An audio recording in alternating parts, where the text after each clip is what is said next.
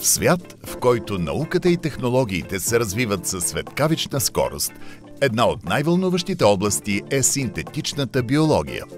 Представяме ви проект, който съчетава модерни компютърни методи, лабораторни експерименти и креативна наука, за да разработи нов тип генетични ключове – малки молекули, наречени рибозими, които могат да управляват кои гени се активират и кога.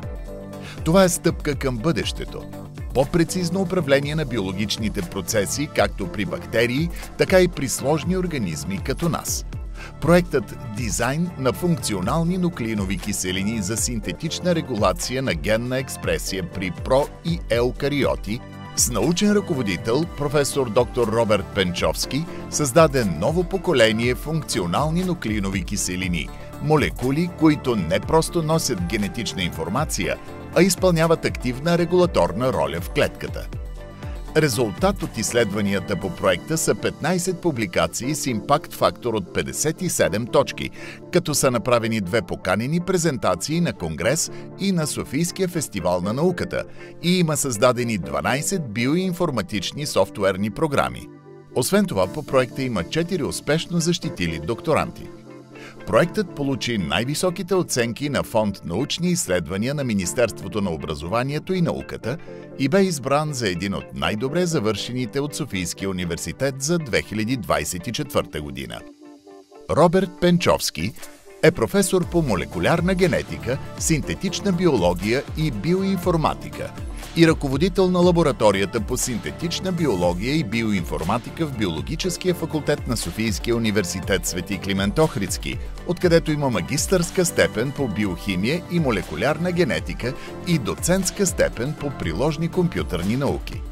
Той получава докторска степен по генетика от Кьолнския университет, Германия, докато изследва в областта на микрофлуидиката и ДНК изчисленията за Фраунхофер Гезелшафт в Шлос Бирлингховен в Санкт Августин, близо до Бон, Германия.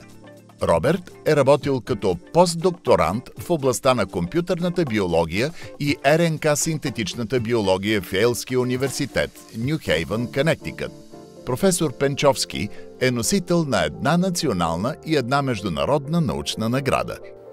В този проект ние създадохме нови методи за създаване на антибактериални агенти, които инхибират растежа на патогени за човека бактерии, които имат развита резистентност към съществуващи антибиотици.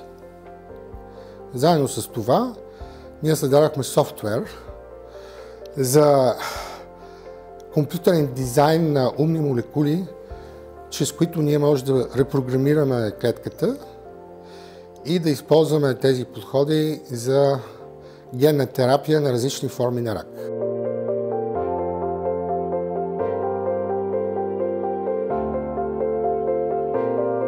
В лабораторията по синтетична биология и биоинформатика създаваме умни молекули, които управляват поведението на клетките.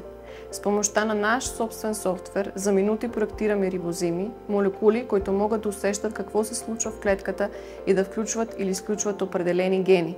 Така постигаме бърз и прецизен контрол върху генното изразяване с приложения в медицината, биотехнологията и още много други области. В нашата лаборатория изследваме как клетките решават кои гени да активират. Фокусираме се върху малки части от РНК, наречени аптамери и рибопревключватели, които контролират важни процеси в бактериите. Откриваме уязвими места в бактериалните клетки и създаваме молекули, които могат да ги блокират. Така поставяме основата за нов тип антибиотици, които действат точно и ефективно дори срещу устойчиви бактерии. The project combines computational experimental methods for the validation and the design of biosensors, which was used as antibacterial agents, and they can be used for the regulation of gene expression, and they have application both in biology and in pharmacy industry. Освен в научни постижения, проектът инвестира и в младите учени, изгражда капацитет, създава мрежи за сътрудничество и поставя България на картата на авангардните изследвания в синтетичната биология. Дизайнът на функционални нуклеинови киселини не е просто научна цел. Това е визия за бъдещето на живота, програмиран с прецизност. Един проект с български корени и глобално значение.